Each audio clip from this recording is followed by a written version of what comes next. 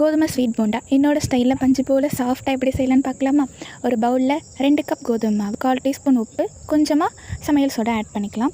இன்னொரு கடாயில் 1/2 கப் பொடிச்ச வெல்லம், அதே கப்பால் 1/2 கப் கரைஞ்சா மட்டும் போதும். ஒரு ஏலக்காய் தட்டின்ற அவசியம்லாம் கிடையாது. வெல்லம் கரைஞ்சதுக்கப்புறம் அதை அப்படியே எடுத்து டேரெக்டாக இந்த மாவில் ஃபில்டர் பண்ணிக்கணும். ஃபில்டர் பண்ணிவிட்டு இந்த ரொம்ப சூடாக இருக்குன்றதால ஃபர்ஸ்ட் ஆஃப் ஆல் நம்ம ஸ்பூன் ஆர் விஸ்க் அந்த மாதிரி வச்சு லைட்டாக பீட் பண்ணுங்கள். பீட் பண்ணிவிட்டு கொஞ்சம் ஆறுனதுக்கப்புறம் கையை வச்சு நல்லா கரைச்சிக்கணும். நான் காட்டியிருக்கல இந்த மாதிரி பதம் வரணும். ரொம்ப தண்ணியாக ஆகிடுச்சுன்னா அப்புறம் எண்ணெயில் போட்டால் பிரிஞ்சு போயிடும். ரொம்ப திக்காக இருந்தாலும் உள்ளே கட்டி மாதிரி ஆகிடும். அதனால் நான் காட்டியிருக்க இதே பதம் அளவுக்கு பார்த்துக்கோங்க. கையில் எடுத்து போட்டால் அந்த எண்ணெய்க்குள்ளே விழணும். அந்த மாதிரியான பதத்துக்கு பார்த்து மாவை கரைச்சி ஒரு 1/2 அன் ஹவருக்கு அப்படியே வச்சுருங்க. 1/2 அன் ஹவருக்கு அப்புறம் அதை ஓப்பன் பண்ணி அகைன் ஒரு 2-3 வாட்டி நல்லா மிக்ஸ் பண்ணி விட்டுட்டு நல்லா சூடாக இருக்க எண்ணெயில் கொஞ்சமாக நம்ம கையால் போட்டு 2 பக்கமும் ஸ்லோ ஃப்ளேம்லேயே வச்சுக்கணும். அப்போ தான் உள்ள வரைக்கும் நல்லா வேகும். ஸ்லோ ஃப்ளேம்லேயே சூப்பராக சாஃப்டாக